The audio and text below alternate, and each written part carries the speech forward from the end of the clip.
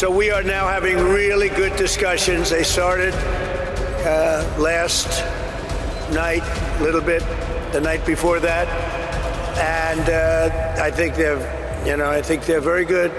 They want peace. They've agreed they will not have a nuclear weapon, et cetera, et cetera.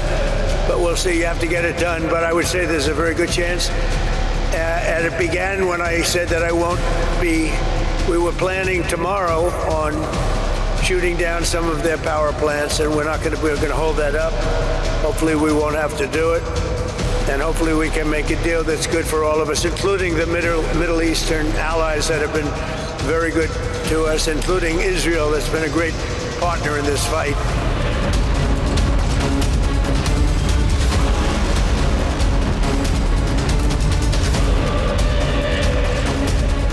قدرت راهبردی که از آن دم می‌زدید تبدیل به شکست راهبردی شده.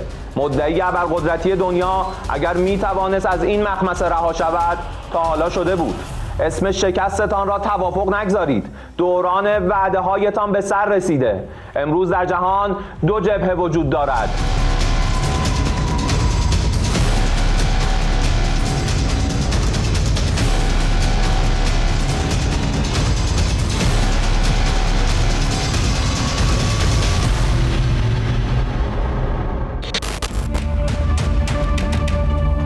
Ketegangan di Timur Tengah kembali menemukan titik panasnya di Selat Hormuz, jalur sempit yang memegang peran vital dalam arus energi dunia.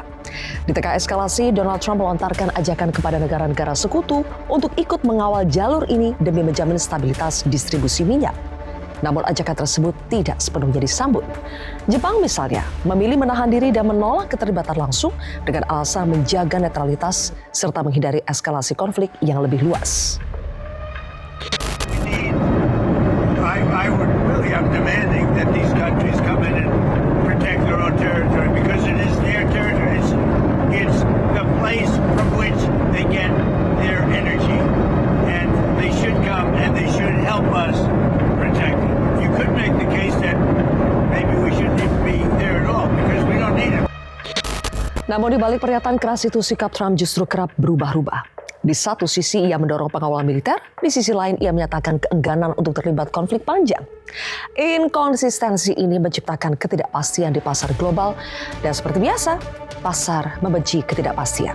Harga minyak pun merangkak naik bukan semata karena ancaman fisik, tetapi karena sinyal politik yang tak pernah benar-benar jelas arahnya. Perang Selat Hormuz sebagai simbol energi global bukan sekedar simbolik. Sekitar 17 hingga 20 juta barel minyak per hari atau hampir sepertiga dari perdagangan minyak dunia via laut melewati jalur ini. Artinya, setiap gangguan sekecil apapun di titik ini akan langsung terasa di denyut ekonomi global. Jika Selat Hormuz terganggu, dampaknya bersifat sistemik. Distribusi energi global tersendat, harga minyak melonjak tajam, inflasi meningkat, dan biaya logistik meroket. Dalam skenario ekstrim penutupan sebagian saja, dunia bisa menghadapi krisis energi yang efek dominonya menjalar ke pangan, industri, hingga stabilitas politik. Bagi Indonesia, dinamika harga minyak global tetap menjadi faktor penting yang perlu dicermati. Kenaikan harga di pasar internasional berpotensi meningkatkan tekanan terhadap anggaran energi nasional, sekaligus mendorong penyesuaian di berbagai sektor. Dampaknya bisa terasa pada biaya produksi dan distribusi, yang pada akhirnya mempengaruhi ritme aktivitas ekonomi sehari-hari. Namun, dengan pengelolaan yang terukur dan langkah antisipatif pemerintah, kondisi ini diharapkan tetap dapat dijaga agar tidak mengganggu stabilitas ekonomi secara luas. Merespons situasi ini, pemerintah Indonesia atas arahan Presiden mulai menyiapkan langkah mitigasi. Mulai dari penguatan cadangan energi nasional, diversifikasi sumber impor, hingga pengendalian konsumsi energi di dalam negeri. Pemerintah juga mempercepat transisi energi alternatif sebagai bantalan jangka menengah. Salah satu opsi yang mencuat adalah penerapan work from home sebagai strategi efisiensi energi. Pemerintah saat ini masih menyusun aturan teknis secara detail melalui koordinasi lintas kementerian. Wacana yang berkembang, penerapan WFH 1 hari dalam seminggu dinilai mampu menekan konsumsi BBM hingga sekitar 20% dalam periode tersebut, terutama dari sektor transportasi harian. Kebijakan ini direncanakan berlaku bagi ASN, serta menjadi imbauan bagi sektor swasta untuk berpartisipasi. Dulu kita atasi COVID, berhasil kita, dan kita mampu banyak bekerja dari rumah, efisiensi, berarti kita menghemat BBM dalam jumlah yang sangat besar. Umpamanya berapa ASN dan pejabat tidak usah ke kantor, mengurangi macet dan melaksanakan penghematan besar-besaran. Mengurangi hari kerja pun harus kita pertimbangkan. Bahwa dengan tingginya harga minyak maka perlu efisiensi daripada waktu kerja, di mana akan dibuka fleksibilitas untuk work from home dalam 1 hari dalam 5 hari kerja. Nah, itu teknisnya sedang akan disiapkan, karena ini diharapkan juga tidak hanya ASN tetapi juga swasta dan juga Pemda-Pemda. Di kawasan Asia Tenggara, langkah serupa juga mulai terlihat. Thailand mendorong penerapan kerja fleksibel bagi sebagian sektor untuk mengurangi mobilitas harian. Sementara Filipina mengeluarkan imbauan kepada instansi pemerintah dan swasta untuk mengoptimalkan skema kerja jarak jauh sebagai bagian dari strategi penghematan energi.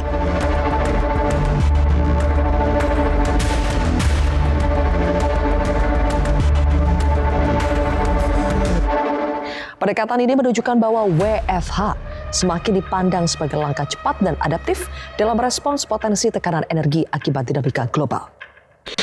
Dari sisi ekonomi, WFH membawa dampak positif yang tidak bisa diabaikan. Pengurangan biaya operasional kantor, efisiensi transportasi, hingga peningkatan produktivitas di sektor tertentu menjadi keuntungan nyata. Di tengah tekanan global, efisiensi ini bisa menjadi rem darurat untuk menjaga stabilitas ekonomi domestik.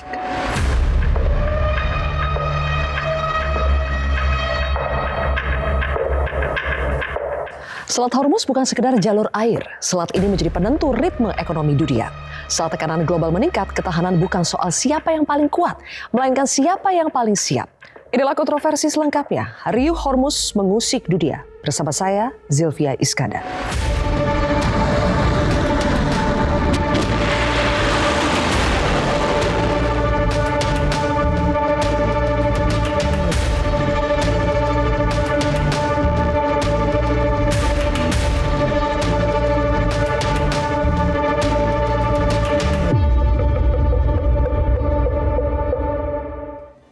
Pemirsa, untuk membahasnya sudah hadir 3 narasumber di studio Metro TV. Di sebelah kanan saya adalah ekonom senior Prasasti, Bapak Peter Abdullah. Pak Peter, selamat malam. Selamat malam.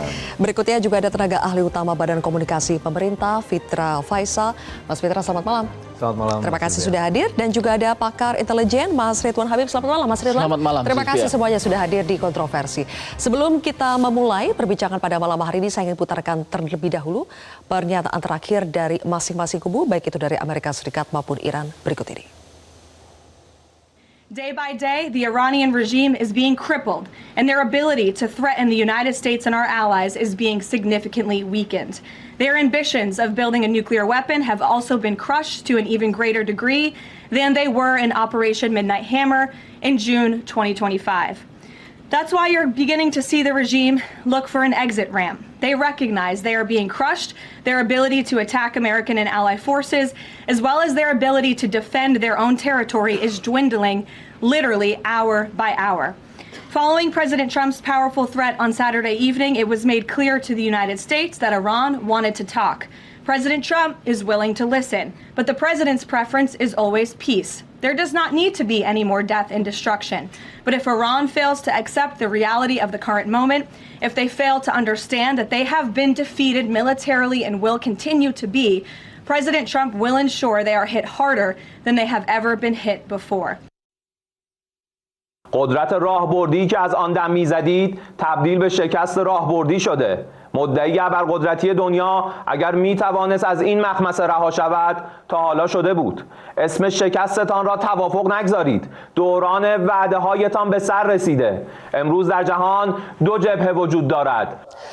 Mas Ridwan, kita sudah menyaksikan bahwa Gedung Putih mengklaim, intinya Amerika Serikat, mereka mengklaim sudah menang lah ya dari Iran, bahwa Iran mengharapkan ada negosiasi dengan Amerika Serikat, sementara dari sisi Iran justru mengatakan Amerika Serikat ini seperti dalam tanda kutip ya, berhalusinasi, bernegosiasi dengan dirinya sendiri. Dari analisa Anda sebetulnya klaim siapa yang bisa kita percaya? Oh, saat ini memang seperti yang disampaikan juru bicara IRGC tadi ya, Khotamul Anbiya tadi, Letnan Kolonel Ibrahim Zulghafari, memang Iran tampaknya yang mengendalikan negosiasi. Karena Iran sudah mengeluarkan beberapa statement, Zilvia, kalau memang Trump ini mau melakukan semacam withdrawal atau gencatan senjata, Amerika harus membayar semua kerugian yang diakibatkan perang itu, kemudian menarik seluruh pasukan Amerika dari wilayah Teluk, dari negara-negara di Timur Tengah. Kemudian yang ketiga, memastikan tidak akan lagi intervensi terhadap politik dalam negeri Iran. Tiga-tiganya ini hampir mustahil dipenuhi oleh Trump. Karena kalau itu dipenuhi oleh Trump, ini sama dengan menunjukkan kepada dunia bahwa Amerika kalah perang. Jadi tampaknya hari ini stalling time, mengulur waktu, seiring dengan perjalanan dari 7.500 marinir, yang kira-kira sekitar mungkin 10 jam lagi dari kita live ini, akan sampai di sekitar perairan Iran. Dan kemudian juga ada penggerakan dari pasukan lintas udara, Brigade 82 Amerika, yang juga akan melakukan penerjunan dengan sistem langsung ke pulau-pulau sensitif Iran, seperti Pulau Harji. Jadi tampaknya Trump ini ya hanya sekedar mengulur waktu saja, sampai kemudian mereka akan masuk menggunakan ground invasion. Oke, kami juga punya informasinya soal bagaimana Amerika Serikat sudah mengirimkan ribuan pasukannya untuk masuk ke Selat Hormuz dan juga di wilayah Iran. Mas Ridwan, berarti Trump sudah bulat ini memutuskan akan melakukan invasi darat? Tampaknya semua advisernya menyarankan itu, karena satu-satunya cara untuk melakukan penaklukan utuh terhadap Iran ya tinggal ground invasion. Tetapi Iran sendiri kan sudah menyatakan kepada publik ya, melalui Menteri Luar Negerinya, Abbas Araghchi, bahwa mereka menunggu itu.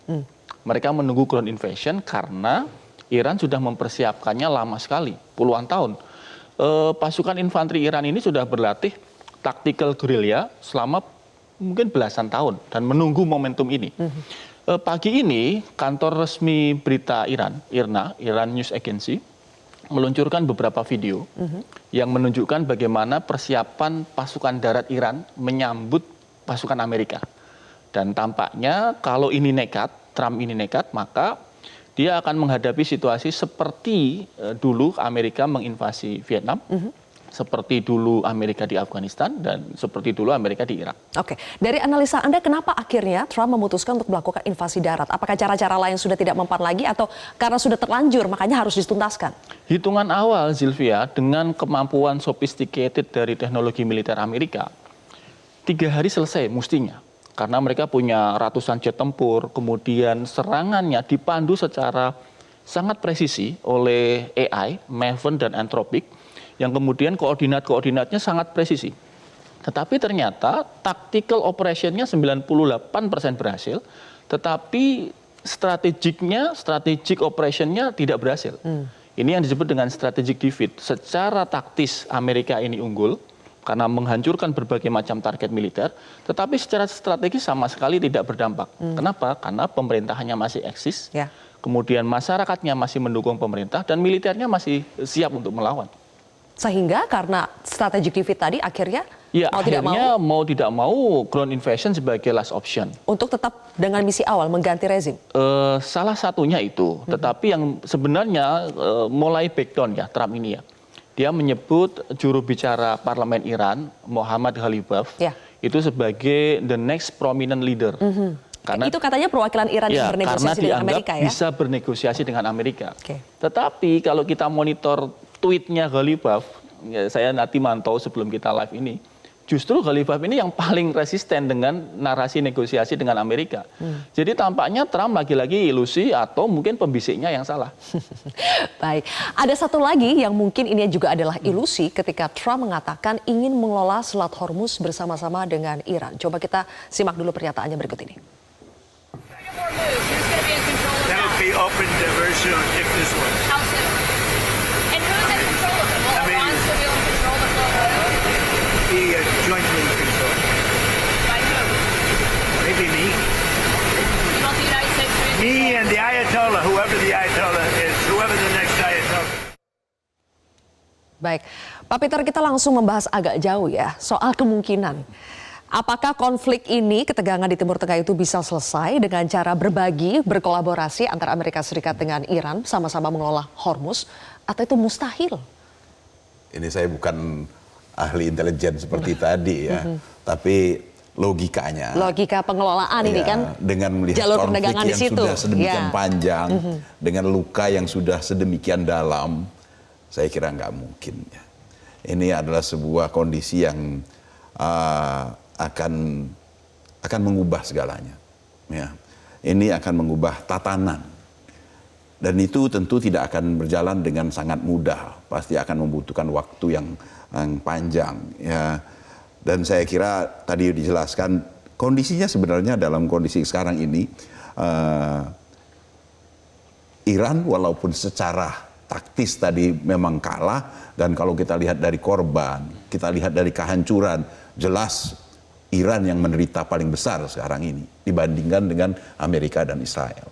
Tetapi kalau kita lihat dalam posisi, yang menang posisi Iran, itu sangat jelas. Kalau seandainya Iran itu sudah kalah telak, nggak mungkin lagi kita bisa melihat si Trump harus mengajak-ngajak orang untuk menyelesaikan Selat Hormuz.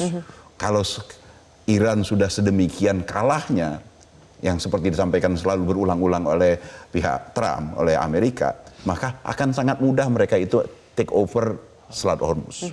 Tapi kenyataannya yang mengendalikan Selat Hormuz itu secara de facto itu tetap Iran. Artinya secara mungkin dampak serangan itu memang lebih besar, kehancuran ada di Iran, tetapi secara posisi tawar Iran saya kira masih menang terhadap Amerika dan Israel. Dan ini artinya ini akan membuat ini menjadi lebih panjang. Akan lebih panjang atau tidak nanti saya juga ingin dengar analisa dari Mas Fitra seperti apa, karena kita tahu bahwa Selat Hormuz sekarang seperti menjadi daya tawar tadi ya, bargaining powernya Iran, dan juga mungkin negara-negara di Teluk di kawasan itu juga mungkin harus menggunakan pengaruhnya untuk mendesak Amerika Serikat untuk disudahi saja, karena ada kepentingan-kepentingan yang terganggu di sekitar Selat Hormuz itu. Dampaknya seperti apa nanti kita akan bahas lebih jauh pemirsa usai jeda berikut ini.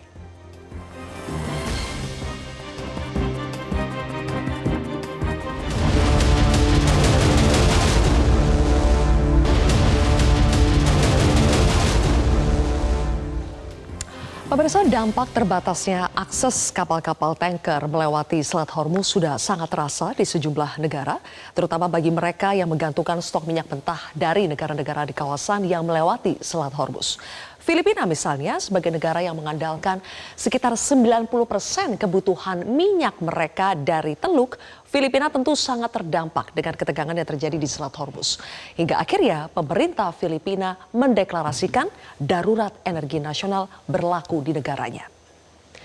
Dan ini adalah langkah-langkah yang diambil oleh Filipina untuk bisa mengatasi atau setidaknya memitigasi dampak yang terjadi akibat penutupan atau terbatasnya jalur di Selat Hormuz itu. Di antaranya mereka melakukan pengaturan jam kerja 4 hari dalam seminggu, kemudian juga alat elektronik dibatasi, penggunaannya harus dimatikan selama jam istirahat, bahkan sampai menjaga suhu pendingin ya atau AC, menekan konsumsi bahan bakar pemerintah sampai 1/5 dari normal, dan juga penghentian atau rencana penghentian operasional penerbangan. Mungkin juga pemirsa sudah lihat ada berbagai gambar dan rekaman yang memperlihatkan ada rakyat Filipina yang sudah mulai berjalan ketika pergi ke kantornya. Berikutnya kita juga melihat bahwa darurat energi nasional juga ditetapkan oleh pemerintah Bangladesh sebagai dampak tersendatnya perjalanan bahan bakar yang melalui Selat Hormuz. Mereka menutup semua universitas dan juga memberlakukan libur yang lebih panjang. Jadi Bangladesh menetapkan darurat energi nasional juga, menutup semua universitas dan menerapkan libur yang lebih panjang di Bangladesh. Berikutnya kita lihat bagaimana di Korea Selatan ada pembentukan badan khusus antisipasi krisis yang dilakukan oleh Korea Selatan sebagai dampak dari ketegangan yang terjadi di Selat Hormuz, dan juga di Australia. 225 stasiun pengisian bahan bakar ditutup. Berikutnya di Vietnam ada staf pemerintahan yang bekerja dari rumah, kemudian mereka juga minta bantuan Jepang dan Korea Selatan untuk bisa membantu pasokan bahan bakarnya. Kemudian juga mereka membentuk Satgas Keamanan Energi Nasional untuk memangkas penerbangan domestik salah satunya. Di Sri Lanka kita juga bisa melihat terjadi pemangkasan konsumsi energi 25%. Bahkan mereka juga sampai mematikan lampu dan juga listrik dari papan reklame. Tetangga yang lain masih di kawasan ASEAN, misalnya Myanmar juga melakukan pengaturan ganjil genap untuk nomor kendaraan. Di Mesir, terakhir mereka menaikkan harga BBM hingga 30% sebagai dampak ketegangan yang terjadi. Dan Mas Fitra, pertanyaan saya langsung kita sudah melihat ya, kami tampilkan juga grafiknya bagaimana harga minyak mentah, crude oil, kemudian LNG merangkak naik hari ini. Brent itu sampai 105 dolar per barel. Mas Fitra, jadi dengan segala macam dampak yang sudah terjadi di ketegangan Timur Tengah ini, sejauh ini dampak yang sudah terasa di Indonesia dan bagaimana cara kita memitigasinya? Iya, jadi salah satu hal yang tentunya kita pantau adalah harga minyak dunia ya, tadi antara Brent dan juga crude oil. Nah, tentunya kita menyandingkannya dengan data asumsi makro kita di tahun ini, ya APBN kita 78 US dollar per barrel untuk ICP. Tetapi kalau kita lihat dari year to date ya, artinya kita ambil dari Januari sampai bulan akhir Maret, itu masih 68 US dollar per barrel secara rata-rata. Karena kita pernah menyaksikan di awal Januari itu hovering di antara 50-60, sehingga secara average bahkan belum menyentuh 70 US dollar per barrel.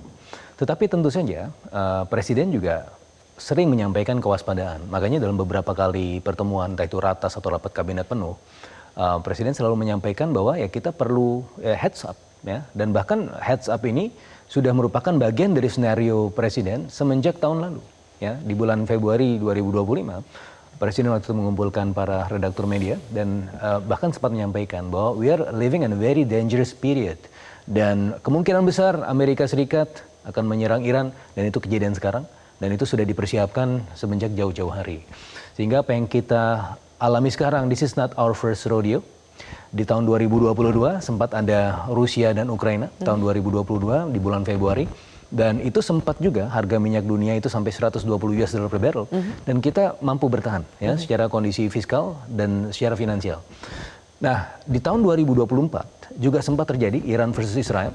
Dan pada saat itu kita melakukan evaluasi APBN setiap semester satunya kita evaluasi akan ada penambahan 80 triliun rupiah pada saat itu. Okay.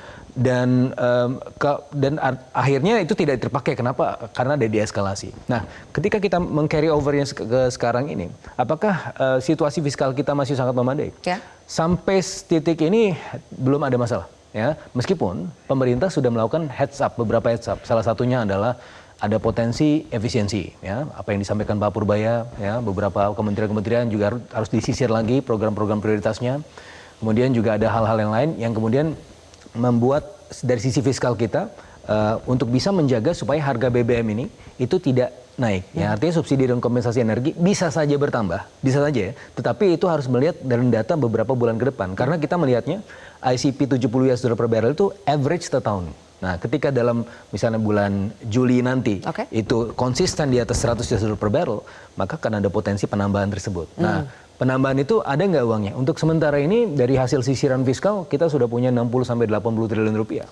Dan untuk kompensasi penambahan ya dari setiap kenaikan 1 US dollar per barrel dari asumsi makro itu sebenarnya sudah cukup selaras. Jadi no worries ya, we are in good hand. Dan bahkan ya Mbak Sylvia, kalau bandingkan dengan negara-negara tadi, meskipun negara-negara itu juga menjadi referensi Presiden untuk melakukan kebijakan-kebijakan di dalam negeri, tetapi ada satu hal yang menarik ya, di Economist sempat kemudian memetakan ya Indonesia berada di mana sih kalau dalam kondisi situasi sekarang ini, risikonya di mana? Ternyata kita di low exposure, high buffer, strong buffer dibandingkan dengan negara-negara lain. Meskipun kita tidak complacent, kita tidak terlalu gembira dengan situasi sekarang, tetapi setidaknya dalam pandangan eksternal kita masih relatif aman. Jadi risiko tetap ada, tapi dibandingkan dengan negara lain kita termasuk yang risikonya rendah.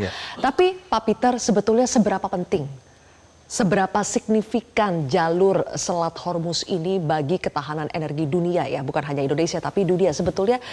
Oke, kita sudah sering mendengar 20% lalu lintas perdagangan energi melewati Selat Hormuz. 1/5 ada di situ. Tapi dampaknya ketika sekarang sistemnya itu buka tutup terbatas, dampaknya kepada ketahanan energi dunia seperti apa Pak Peter? Kalau kita lihat tadi yang disampaikan, bagaimana banyak negara sudah melakukan antisipasi yang sedemikian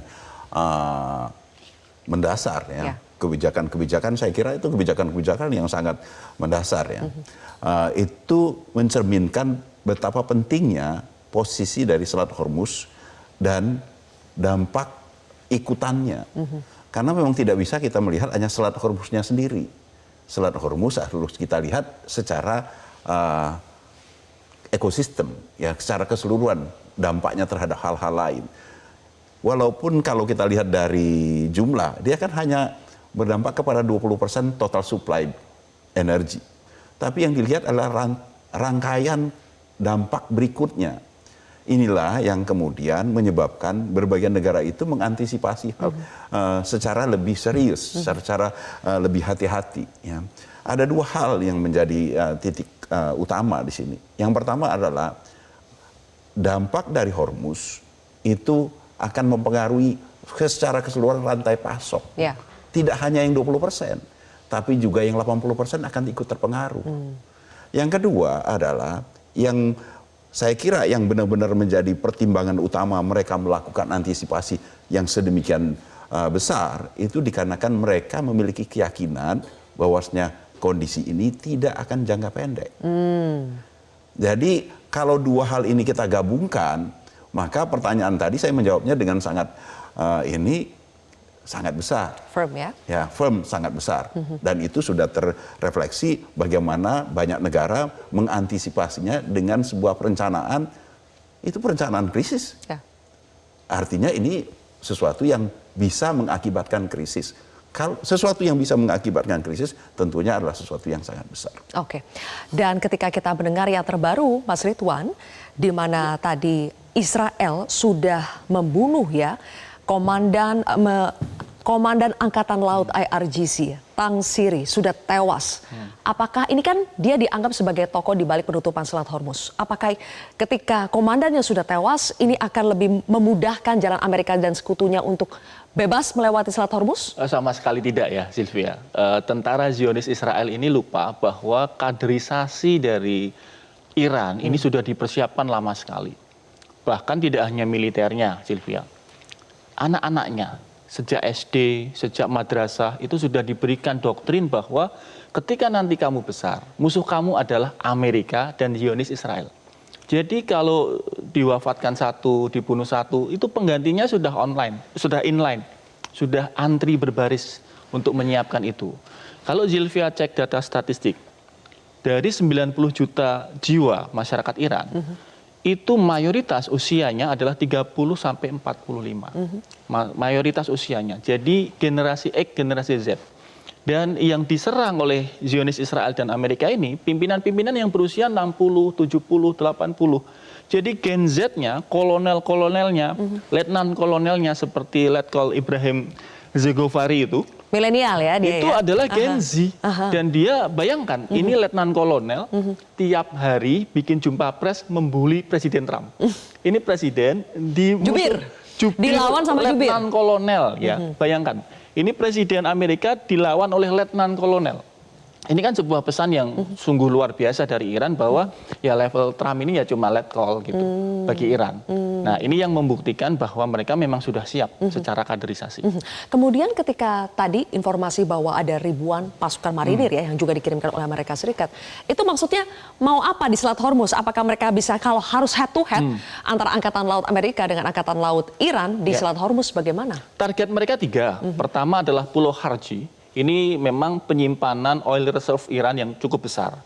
Itu yang pertama. Yang kedua, Selat Hormuz dengan serangan militer laut.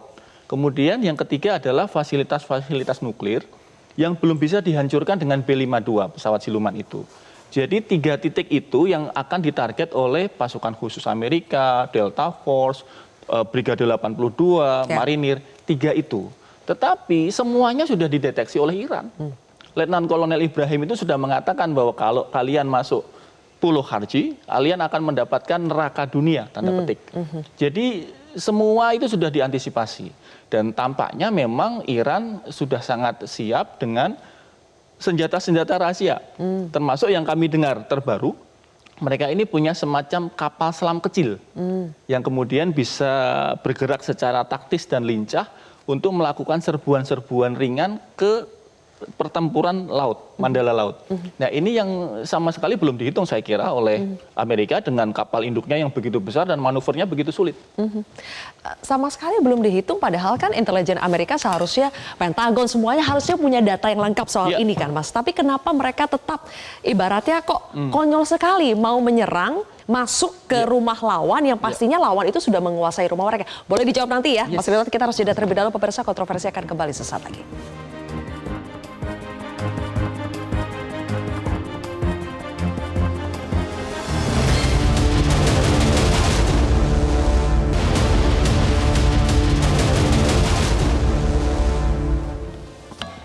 Jadi Mas Ridwan, tadi pertanyaan saya sebelum jeda adalah kenapa Amerika kok sepertinya dalam tanda kutip konyol sekali ingin langsung masuk ke jantungnya Iran yang sebetulnya pasti mereka sudah lebih menguasai dong. Iran sudah lebih menguasai, tapi kenapa akhirnya itu tetap diambil, langkah itu tetap diambil Amerika? Ya karena secara taktikal tadi, Sylvia, teknologi saja ternyata tidak cukup. Mereka harus masuk, human intelligence-nya harus on the ground. Dan kalau harus on the ground, berarti mereka menghadapi juga kemampuan yang mirip dan setara dengan kemampuan CIA. Jangan lupa, Kementerian Intelijen Iran atau yang disebut dengan VEFAK, ini adalah salah satu badan intelijen paling misterius di dunia. Kalau Mossad, kita bisa tahu nih, Mossad ada yang bikin buku, mantan Mossad bikin memoir gitu kan. CIA, mantan CIA bikin YouTube, Sylvia. Tapi kalau VEFAK, kita nggak tahu siapa pimpinannya, kita nggak tahu berapa personelnya, kita nggak tahu apakah dia punya sel-sel tidur di seluruh dunia. Sangat secret, sangat misterius. Doktrin intelijennya benar-benar dipegang kuat. Dan ini yang saya kira membuat Amerika dan Mossad, CIA dan Mossad agak kesulitan. Terutama untuk mendeteksi intensi dan motif. Kalau koordinat itu bisa pakai penyadapan handphone, bisa pakai penyadapan lampu lalu lintas. Tapi untuk mendeteksi intensi, niat, bagaimana? Bagaimana kita bisa tahu mana kolonel yang mau berkhianat, mana kolonel yang tetap setia? Kan harus interaksi. Kalau tidak ada interaksi, mereka tidak tahu. Jadi Anda menduga intelijen Amerika dan Israel akan sulit ya membaca gerak-gerak intelijen dari Iran? Ya, sampai hari ini tujuan utama mereka untuk mengubah pemerintahan kan gagal. Ya. Awalnya Mossad, intelijen Zionis Israel ini, mereka ingin ketika Ayatullah Ali Khamenei wafat, pemerintahannya berganti oleh kolonel-kolonel yang berbalik arah. Tetapi ternyata kan tidak. Mereka sudah merasa menggalang begitu banyak kolonel untuk berkhianat, uangnya diambil, shekelnya diambil, dolarnya diambil, mereka nggak ngelakuin apapun. Jadi kayak semacam bluffing saja bahwa oke, aku akan bekerja untuk kamu, tapi ternyata begitu Ayatullah wafat, mereka malah loyal kepada Mujtaba Khomeini. Nah itu tadi, Sylvia. Jadi intensinya tidak bisa diduga. Kalau cuma human teknologinya dia pergi kemana bisa dideteksi oleh alat-alat canggihnya. Tapi intensinya nggak bisa. Jadi semakin misterius semakin mengerikan ya Mas. Betul. Oke, yang perlu kita antisipasi juga Mas Fitra adalah dampak. Kalau tadi negara-negara lain sudah mulai merencanakan, sudah mengambil langkah-langkah mitigasi untuk mengantisipasi ya ketegangan yang terjadi di Selat Hormuz. Bagaimana dengan Indonesia? Yang terakhir kita dengar adalah wacana untuk memberlakukan work from home sehari dalam sepekan. Bagaimana? Apakah itu jadi dilaksanakan atau tidak, Mas Fitra? Ya, jadi amanah dari Presiden adalah untuk mempelajari ya karakter negara-negara yang tadi disebutkan oleh Metro TV ya sebagai bagian dari pembelajaran. Karena ini bagian dari persiapan dalam segala worst case scenario. Semuanya dalam scenario-scenario yang tentunya dalam kalkulasi. Nah, sementara ini kementerian-kementerian sudah diminta ya ditugaskan untuk kemudian membuat perhitungan-perhitungan tersebut. Tetapi keputusan final masih ada di Presiden. Nanti Presiden akan menyampaikan langsung apakah ini akan dilakukan atau tidak. Tentunya dengan semua skenario yang sudah dijelaskan kepada Pak Presiden. Tinggal nanti opsi-opsinya yang kita akan lihat. Karena memang dalam hal ini ya masih ada ya beberapa aspirasi juga dari dunia usaha ya, karena tidak semuanya sesuai dengan karakter UEFA ya, itu yang nanti juga akan dihitung. Tentunya ini akan insya Allah akan menguntungkan semua pihak ya. Dan dalam hal ini UEFA bukan adalah satu-satunya measures atau opsi yang akan diambil, tetapi yang juga sedang dilakukan secara simultan, apa yang dilakukan oleh Kementerian Keuangan sekarang, sudah meminta kementerian-kementerian untuk mengurangi anggaran-anggaran yang tidak prioritas. Ya, kalau bisa 10%-nya sudah dipotong ya. Pak Purbaya beberapa waktu yang lalu bahkan sudah menyampaikan, bahkan dari BGN sudah memvolunteer untuk kemudian mengurangi ya sebagian dari anggarannya untuk kemudian menyumbang pada konsep efisiensi ini. Kenapa ini menjadi penting dan ini juga mungkin Mas Ridwan juga bisa mengkonfirmasi ini dalam konteks ketegangan geopolitik seperti ini yang ingin dijaga pemerintah adalah daya beli masyarakat supaya bagaimana masyarakat ini tidak tergerus ekonominya, maka subsidi dan kompensasi energi itu menjadi opsi yang prioritas, gitu kan. Dan dalam konteks untuk mendatangkan opsi yang prioritas ini kan kita butuh uang. Uang itu dapatnya dari mana? Dari efisiensi. Nah itu adalah hal untuk pertama menjaga supaya harga-harga tidak naik di lapangan. Yang kedua, supaya menjaga supaya defisit fiskal kita tidak melebihi 3% dan itu masih dalam rentang yang wajar. Meskipun ya dalam beberapa perhitungan nanti Pak Peter juga bisa menyampaikan. Sebenarnya kalau kita bicara mengenai fiscal deficit 3%, itu yang paling disiplin Indonesia. Eropa sudah tidak disiplin lagi, bahkan Vietnam itu sudah 45% defisitnya, mereka bisa tumbuh 8%. Nah, mungkin ke depannya itu juga merupakan bagian dari opsi. Meskipun sampai saat ini ya pemerintah masih sangat memegang patron disiplin fiskal Undang-Undang Keuangan Negara 17 tahun 2003. Sampai saat ini kita masih menjaga supaya itu di bawah 3%. Gitu. Oke, dan kita sebetulnya sangat disiplin ya dalam menjaga hal itu ya. Baik pemirsa, kami masih akan lanjutkan lagi di segmen terakhir.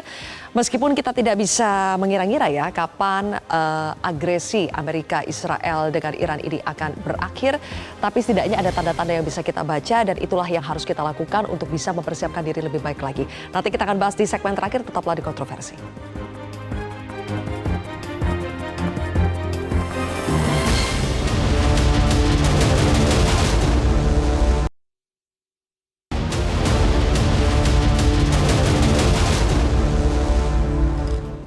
Baik, Pak Peter, dengan berbagai wacana yang dipersiapkan oleh berbagai negara ya untuk mengantisipasi bahwa perang ini akan berlangsung dengan panjang, apa sebetulnya opsi-opsi yang dimiliki oleh negara-negara yang selama ini menggantungkan energi mereka, pasokan minyak mentah mereka, LNG mereka dari negara-negara yang melewati Selat Hormuz? Adakah opsi atau alternatif lain, Pak Peter?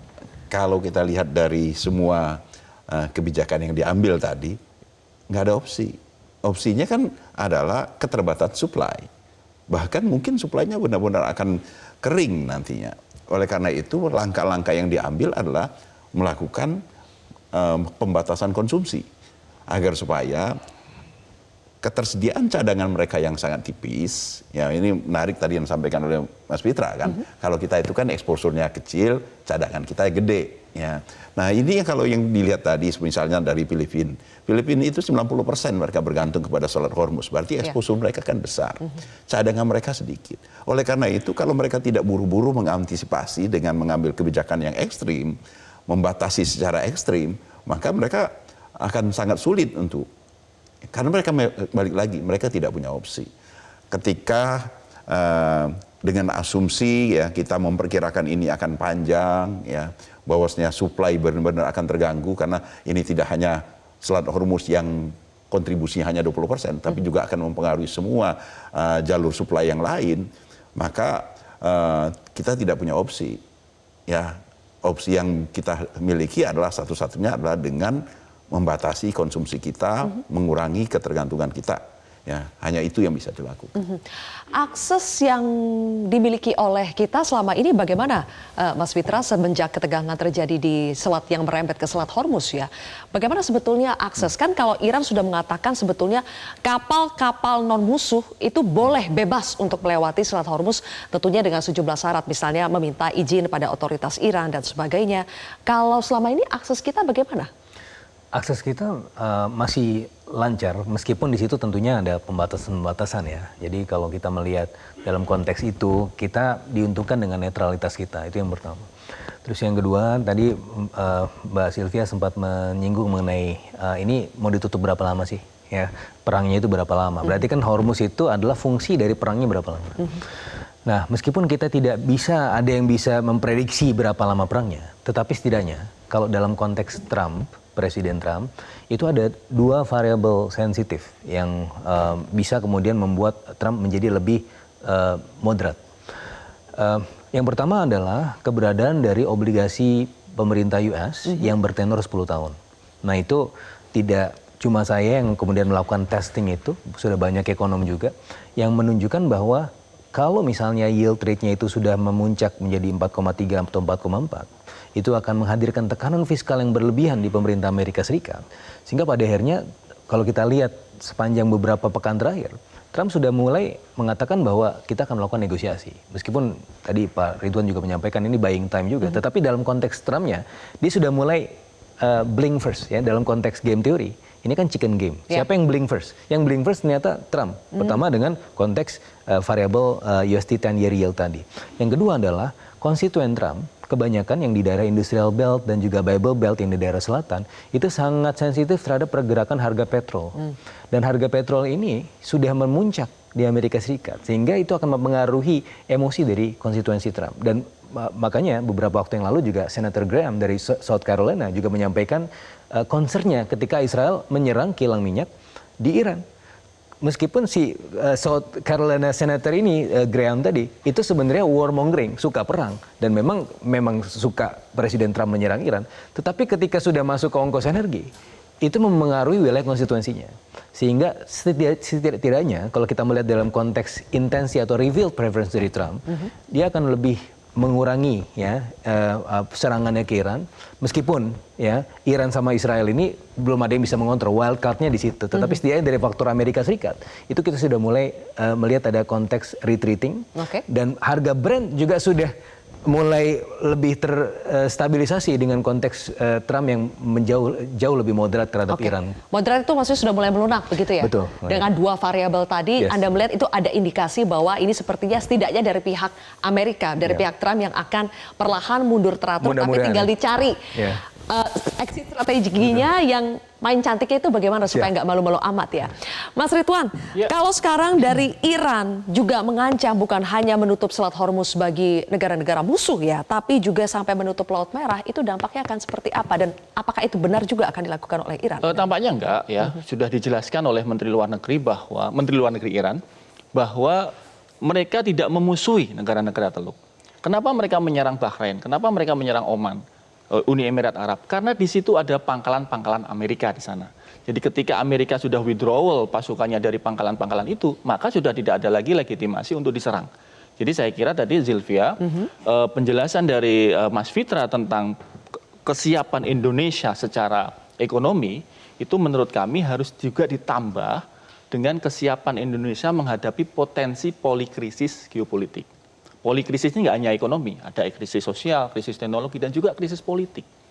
Kita mengkhawatirkan negara-negara yang dianggap dalam tanda petik tidak mendukung invasi atau agresi Zionis Israel dan Amerika ini dianggap sebagai musuh oleh Israel dan Amerika.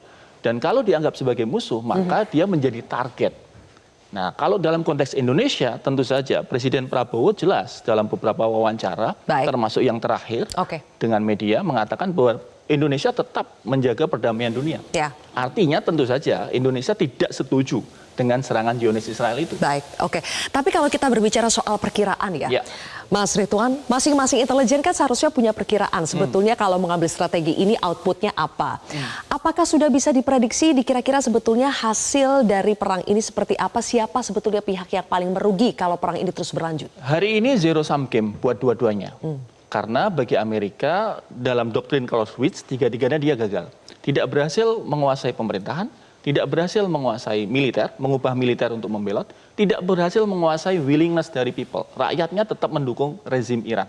Jadi Amerika zero sum game, dia withdrawal, dia akan malu di dunia internasional. Trump mengatakan perangnya berakhir, dia kemungkinan akan didorong untuk di-impeach oleh lower Kongres Demokrat. Kalau kemudian Trump memaksakan ground invasion, maka ini akan menjadi bloody battle. dan bisa berbulan-bulan bahkan hitungan tahun. Dan tentu saja semua tidak ingin itu. Negara-negara Timur Tengah, menurut laporan terakhir Forbes, para investor-investor Timur Tengah yang sebelumnya menanamkan saham investasi di Amerika mengumumkan bahwa mereka tidak akan lagi menanamkan sahamnya di Amerika. Dan ini bukan investor kelas teri, ini billion dollar. Dan itu akan sangat berdampak pada perekonomian Amerika. Jadi tadi pertanyaan Zilvia, kira-kira ujungnya apa? Zero sum game. Bagi Iran, ini yang mereka tunggu-tunggu sebenarnya. Untuk menunjukkan kepada dunia bahwa kami, Iran, bisa mengalahkan hegemon, superpower Amerika. Tapi bagi Amerika, karena dia mendukung Zionis Israel, ini menjadi blunder terbesar menurut kita. Oke, dan kita masih menantikan ya babak selanjutnya ketika nanti invasi darat, kalau jadi, sampai jadi ini dilakukan, harus punya endurance yang panjang termasuk dari negara-negara yang tidak terlibat dalam perang tersebut, tapi kita juga pasti akan kena dampaknya, harus bersiap-siap. Terima kasih Mas Ridwan, kemudian Mas Fitra dan juga Pak Peter, terima kasih atas analisanya di kontroversi pada malam hari ini. Pemirsa, demikianlah akhir dari kontroversi. Saya Zilvia Iskandar pamit undur diri. Terima kasih telah menyaksikan kontroversi. Selamat malam.